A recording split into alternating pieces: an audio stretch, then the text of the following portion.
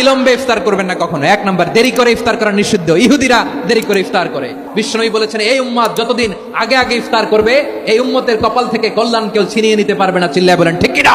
আজানের জন্য বসে থাকবেন না, সময় দেখবেন। স্থানীয় সময় যখন সূর্যাস্ত হওয়া মাত্র বিসমিল্লাহ খেজুর খেয়ে ফেলবো।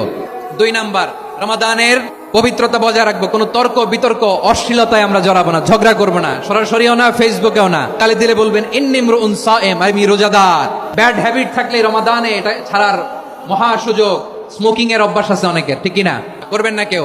যদি কারো থাকে, কে করে হাত তোলালাম না আমি। এই রমাদানে এই স্মোকিং হ্যাবিট থেকে আমরা বেরিয়ে আসবো, ঠিক কিনা বলেন?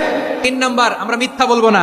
বিশ্বনবী বলেন, মান লাম ইয়াদা কাওলা যুরি ওয়াল আমালা বিহি ফালাইসা লিল্লাহি হাজাতুন ফি আইয়াদা তাআমাহু ওয়া শারাবা। যে রমজানে মিথ্যা কথা, মিথ্যা কাজ, মিথ্যা সাক্ষী ছাড়তে পারে নাই, তার না খেয়ে থাকা, উপবাস থাকা দিয়ে আল্লাহর কিছু যায় আসে না।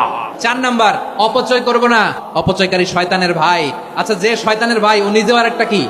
শয়তান। যে শয়তানের ভাই ও নিজেও আরেকটা কি? অপচয় করবো না। ইফতারি করতে যে আমরা অনেকে অপচয় করি, এগুলো করবেন আপনারা না। অপচয় করবো না। 5 নাম্বারে, রিয়া, লোক দেখানো ইবাদত আমরা করবো। লোক দেখানোর জন্য নামাজ, রোজা, জিকির, তেলাওয়াত, দান সদকা এগুলো করলে আল্লাহর দরবারে এগুলো কবুল হবে।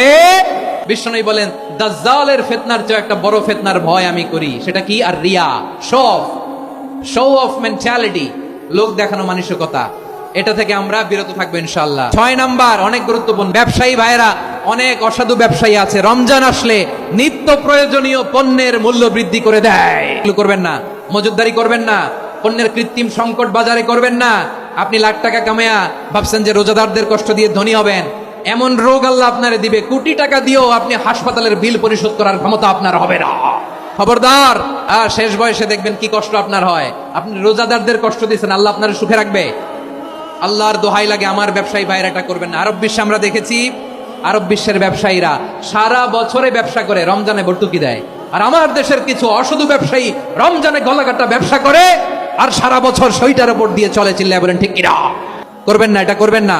নিত্য প্রয়োজনীয় পণ্যের মূল্য বৃদ্ধি করা হারাম, পণ্যের কৃত্রিম সংকট তৈরি করা হারাম, মজুদদারি করা হারাম, রোজাদারদেরকে কষ্ট দেয়া হারাম। এটা করবেন না। 7 নম্বরে সর্বশেষ কথা, অধীনস্থ যারা আছে তাদের কাজের চাপ আপনারা কমিয়ে দিবেন। কাজের লোক, ফ্যাক্টরির ওয়ার্কার, স্টাফ, তাদের প্রতি যদি রহম করেন, আপনার উপর রহম করবে কে?